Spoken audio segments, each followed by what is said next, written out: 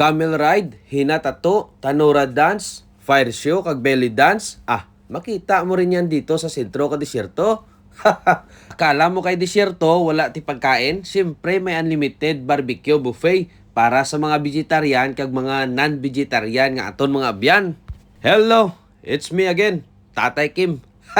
So pagsampot namin, nag-offer agad sila Arabic coffee. Sa akin, wala problema, basta libre. Kag traditional sweets, ang anda nga, dates. Ang kape ay medyo mapait ang lasa. Siguro dahil ito ay puro at walang halo kahit ano. Dapat magkaon ka muna ka dates para magkalasa. Kanamit giman kasabor na, basta i-combine sa nga duha. Kung di lang ako nahuya, mapudyot pa sana ako eh. Baka kaso lang ano sabihin nila ba?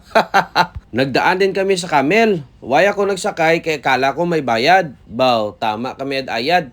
Yun pala, libre. Kaya nagtesting din ako pagtapos ni kumpare.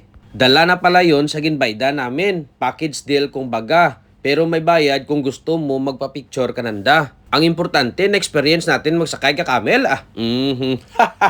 Pagtapos ka mga kaganapan, para ang atin remembrance madugangan, nagpa-picture muna kami dito sa tubangan. Pagpasok namon sa sulod, timing gid kay way patawo. At least makahanap tayo kamayad nga pwesto. Medyo malapit kag sentro. Ikatlo nga lang may isalin sa entablado.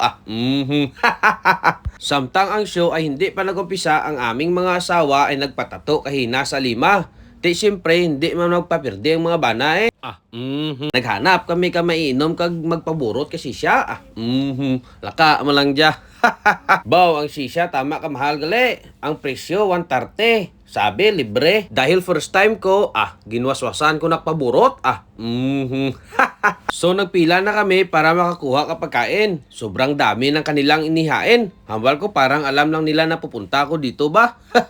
Tinikman natin ang nagkalain-lain nga sinugba. Pero ang gintarget ko gid ang tupa. At ang madalang lang natin kainin ng mga foods. Pagkatapos kapira ka minutos, nagumpisa ng show.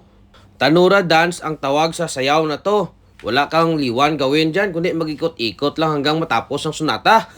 May fire dance man nga mga lalaki at marunong maglaro ng apoy. Baw, kung magbuga daw dragon, grabe. Siyempre, hindi magpapirde ang mga babaye. Apaw, puwerte. Makasala tayo nito. Kita mo naman ang mga giling. Sino ba naman hindi mapailing-iling yan? Para hindi halatado, tumalikod muna ako at magpaburot sabay selfie. Kuno abi. Nagtry din si Mrs. magsurusupsop. Pero hindi marunong magpaburot. Sabi ko, steady pulse lang muna dyan kay akon jatuka. Nagtagal ang palabas, kulang-kulang 2 oras. Basta ako, nag-enjoy talaga ako ngayong gabi kasama ang pamilya at ang mga kaibigan. Hanggang dito na lang video na to. Sana'y nag-enjoy kayo katulad ko. Salamat sa mga nanood ng video namin. Shout out sa mga magigiting na ama dyan. Bye-bye! Bye-bye! Parang nakakatakot no? Pagkaba ba? Katakot talaga. Oo. Bigla.